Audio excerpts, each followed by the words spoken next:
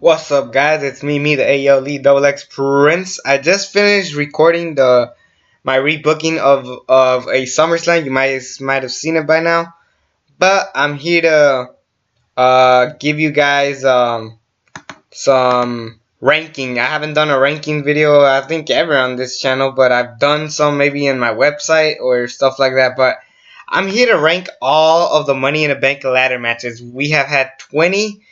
And I think it's fair to say that it's time to properly rank these Money in the Bank ladder matches. So, without further ado, let's get started.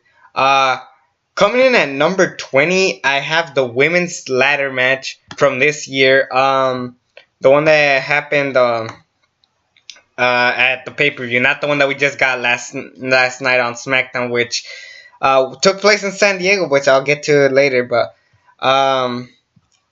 ladies and gentlemen, this match was bad. I mean, nothing happened. They hardly even used the ladders. It was just a garbage match. It was just not even trying. And then to top it off, it led to the most controversial finish with James Ellsworth picking up the briefcase and tossing it to Carmella.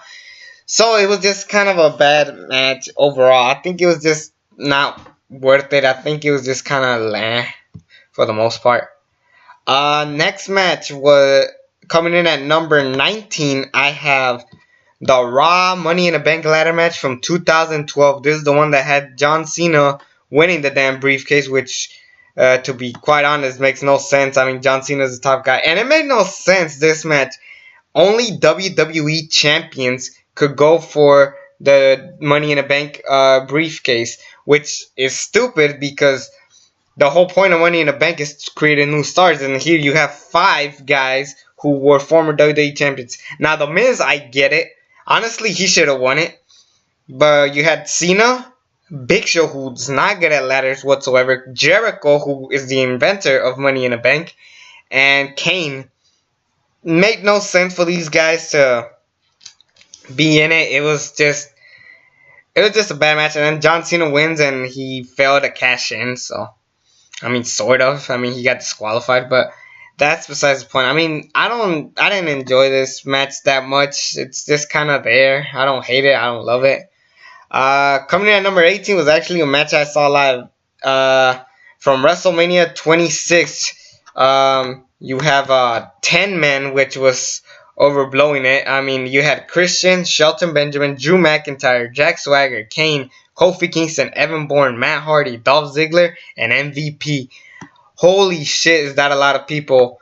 I mean, you could have taken some down. I mean, you could have had Drew McIntyre defend the IC belt on this show against one of these guys, and we could have been fine. But, I mean, why did they overbloat it with so many guys? 5 SmackDown, 5 Raw. It's just like...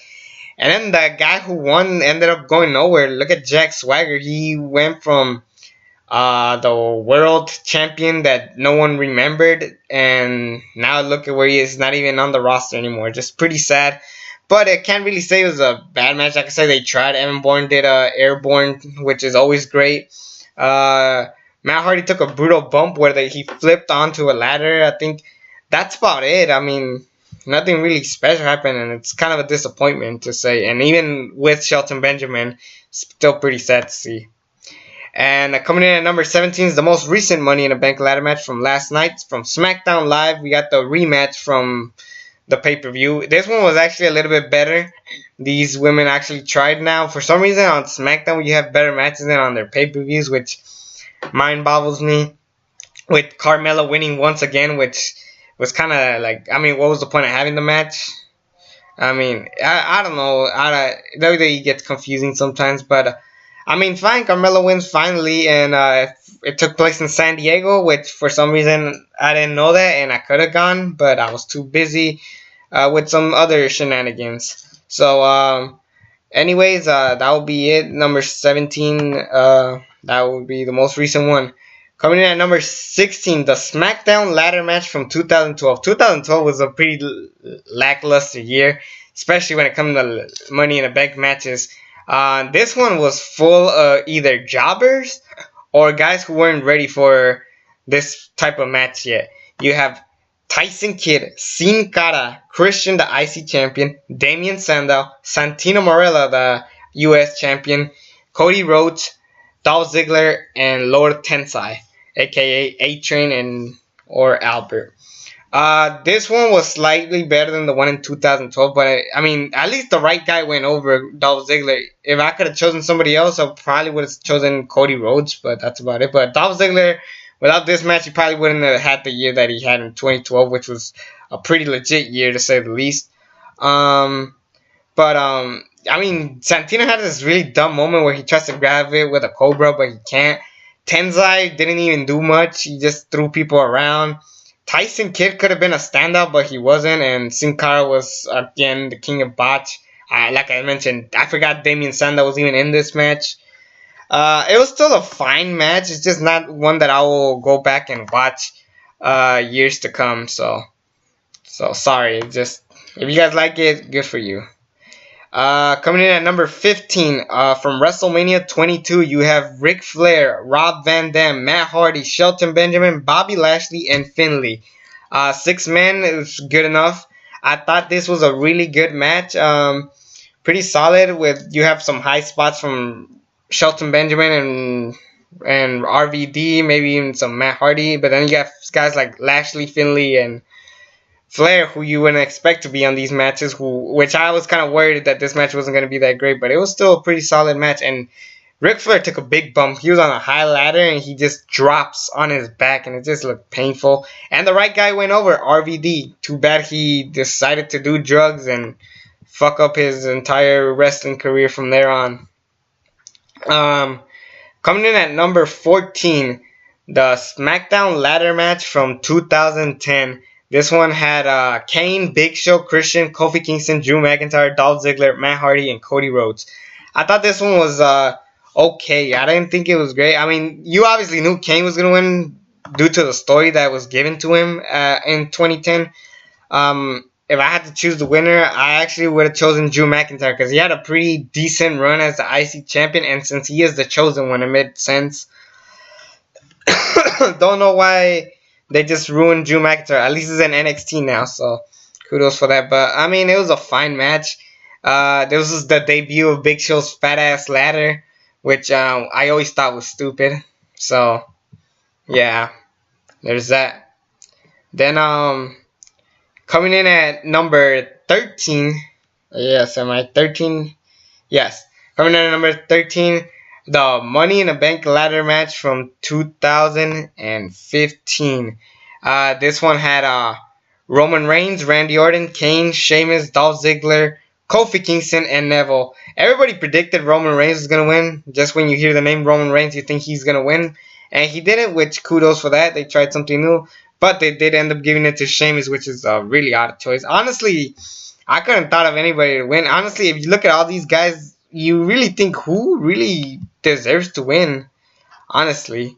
So it was just kind of like alright, whatever, whoever wins. Definitely not a Kane or Randy Orton. That would just be bad. Sheamus won it.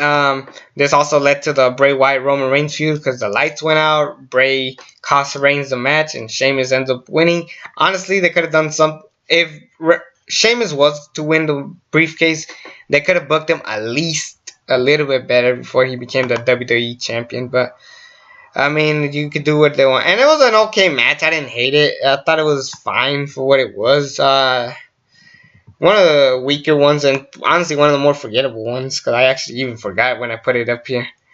Coming in at number 12, the Raw Money in the Bank ladder match from 2010. This one had Edge, Randy Orton, Chris Jericho, Evan Bourne, Miz, John Morrison, Ted DiBiase, and Mark Henry. This one actually had a pretty stacked card. Now, Mark Henry actually replaced R-Truth due to his injuries by The Miz. But this one was a really good match. I actually enjoyed it. I wish they did a little bit more ladder spots with John Morrison. He didn't do as much. Evan Bourne was like the MVP of this whole match. And I actually liked who won. The Miz was a right role to win. I mean, think about it. He was the most over guy, and he had a personality of an Edge when he was Mr. Money in the Bank. So I thought Miz winning was the right choice, and he ended up doing some great things. Granted, that went nowhere, but now look at where he is now. He's the most over guy on Raw. Sorry. Coming in at number 11. Yes. This one was the Money in the Bank ladder match from 2014. This one had the future Seth Rollins, Dean Ambrose, Rob Van Dam, Dolph Ziggler, Jack Swagger, and Kofi Kingston. Bad News Bear was originally going to be on this match, but due to his injuries, that wasn't the case. He ended up dropping the belt later down on the road, but you know what? We had the best. They did the best that they could with who they still had. Too bad for Bad News Bear because he actually had a better chances of winning. Now that I think about it, but you had Seth Rollins and Dean Ambrose who were like the main focus of this match. These two guys were kind of feuding at the time, and they basically carried the whole feud in here.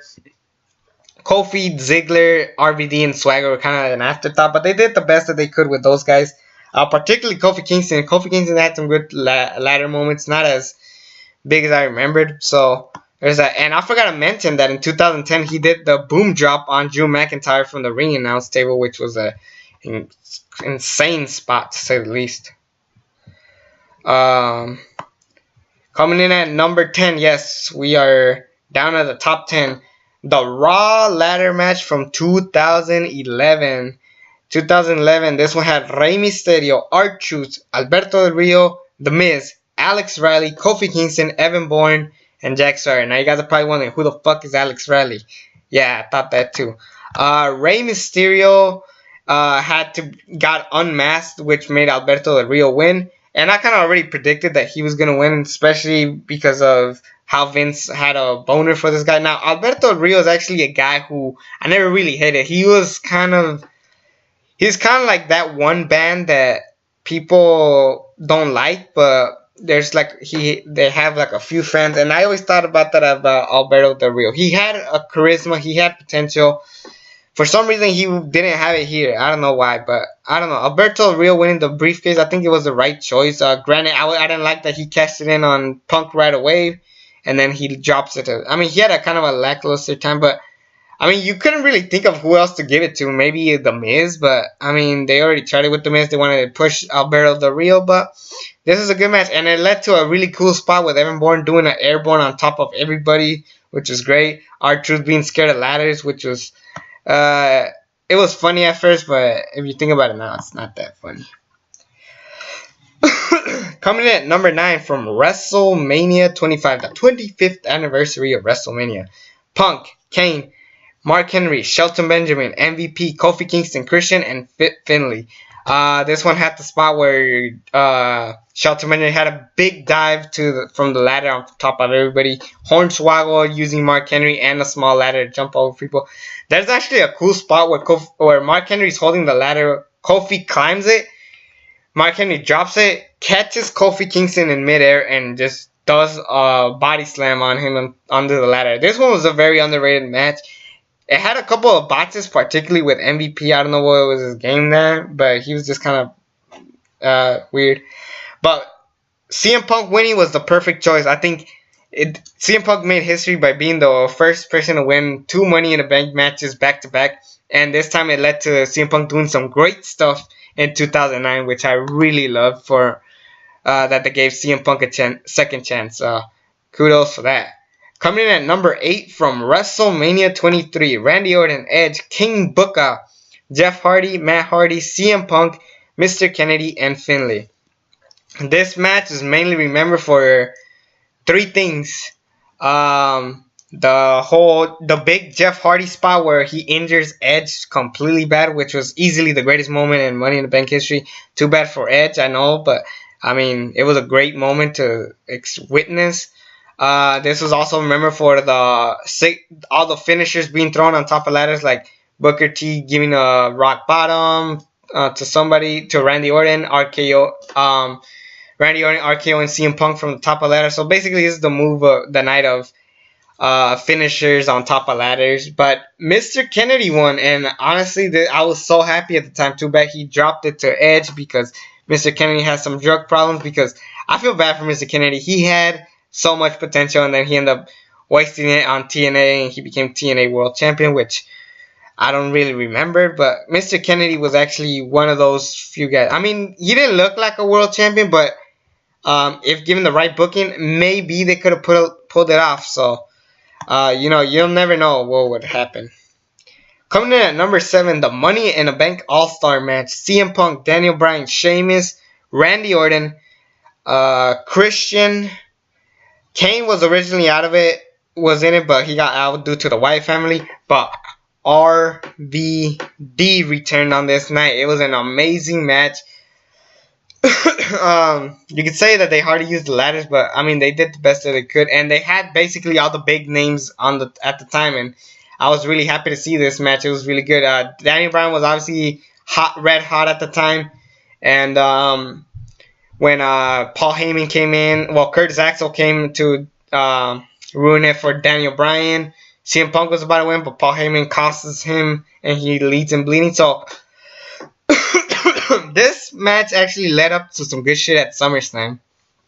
And I know people were mad that Randy Orton won, but if you actually look at it on standpoint, I think they did the right thing of making a Randy Orton win, because this led to him turning heel and having a pretty solid feud with Daniel Bryan. Granted, it got ruined with the Big Show storyline and the Authority feud, but I mean, it was honestly, no pun intended, best for business at the time. And this also led to Sheamus' big injury when Rob Van Dam dropped the ladder. Coming in at number 6, the SmackDown ladder match, which was from 2011. Sheamus, Kane, Sin Cara, Wade Barrett, Daniel Bryan, Cody Rhodes, Justin Gabriel, and Heath Slater. This one had so many potential winners. I mean, you had a lot of people who were red hot at the time. You had the Cody Bryan feud, which was actually one of the more underrated feuds at the time. Sin Cara was undefeated, I believe. Sheamus was just red hot with his feud with Orton and Christian. Him getting involved. Wade Barrett was possibly going to turn face, but that never happened. Slater and Gabriel, their story, and then there's Kane. Oh boy. But yeah, they actually pulled off a really amazing match. I mean, the one of the highlights was Sheamus throwing Sin Cara through a ladder, which was brutal, but that led to a feud with the whole Sin Cara versus Sin Cara match. And Daniel Bryan won, which is a huge shocker. And I actually like that he said, "Oh, I'm gonna cash this in at WrestleMania 28," which actually I kind of wish happened. I actually kind of wish that he did cash it in at WrestleMania 28, but instead, what we got, he cashed it in on Big Show, and that led to the 18 seconds, which we hated at the time, but then look at where Daniel Bryan is now. So I really appreciated that they gave it to Daniel Bryan, because actually this is one of the rising moments of Daniel Bryan's entire career, which is a big thumbs up for WWE. We're down to the top 5. Coming in at number 5, it came out this year, the men's Money in the Bank ladder match featuring AJ Styles, Kevin Owens, Shinsuke Nakamura, Sami Zayn, Baron Corbin, and Dolph Ziggler. Honestly, any of these guys could have won and I would have been happy, which is great. I like when a Money in a Bank match gets you excited of who wins, because any of these 6 guys could have won it and I would have been perfectly happy with it. Like even Dolph Ziggler, which was my least choice. But I was pretty happy with this option. So I can't wait to see where Baron Corbin goes. And plus, AJ Styles had some balls by hanging onto the briefcase and just dropping. That took some balls, man. So, I mean, it was just a well done match. And I like that they teased Nakamura and AJ Styles. That was great. A potential WrestleMania match? Who knows? So.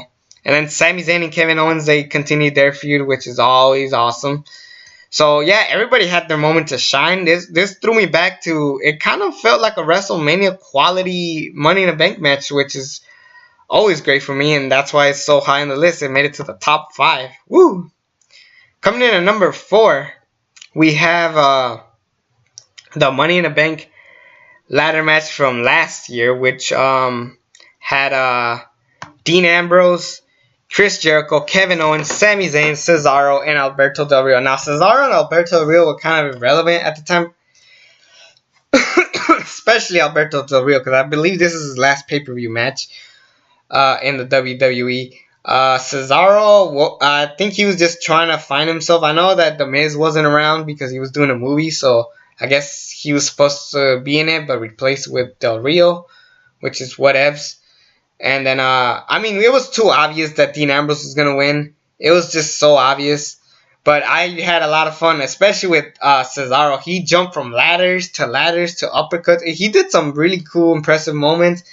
Again, the Sane Owens feud continuing.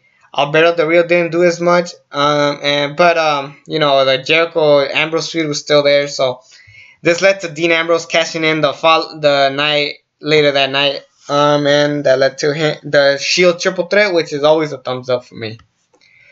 Coming in at number 3, we're down to the top 3. Coming in at number 3 was from 2013, the Money in the Bank match for the World Heavyweight Championship. This had Dean Ambrose, Wade Barrett, Damian Sandow, Cody Rhodes, Antonio Cesaro, Jack Swagger, and Fandango. Now, this match actually had, when the match started, Dean Ambrose and Fandango were already in the ring. Then the Real Americans came out. Then Rhodes Scholars, and then Wade Barrett. Now, I actually predicted Wade Barrett. Everybody was going for Wade Barrett or Dean Ambrose because he was part of the Shield.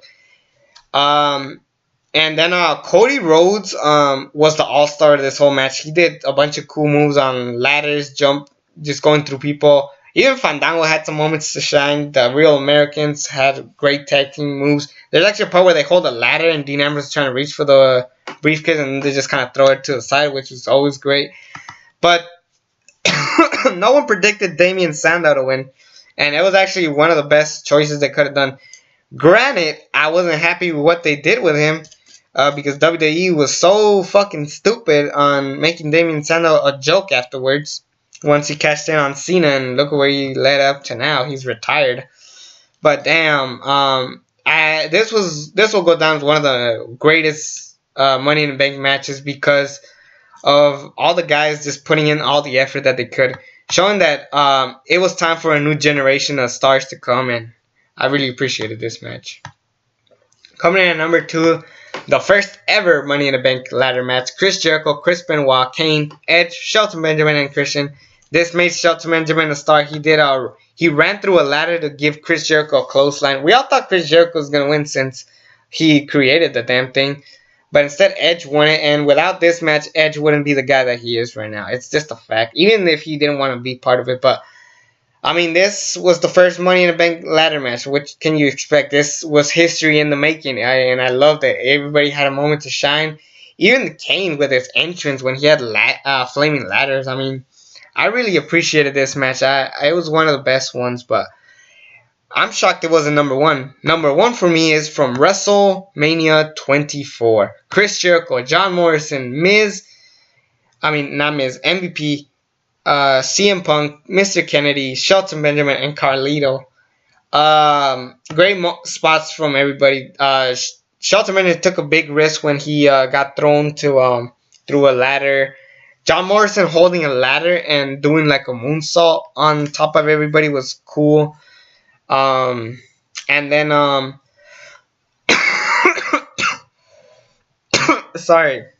Mr. Kennedy wanting to win once again. Carlito did a cool spot where he did his finisher on someone from the top of the ladder, which is great.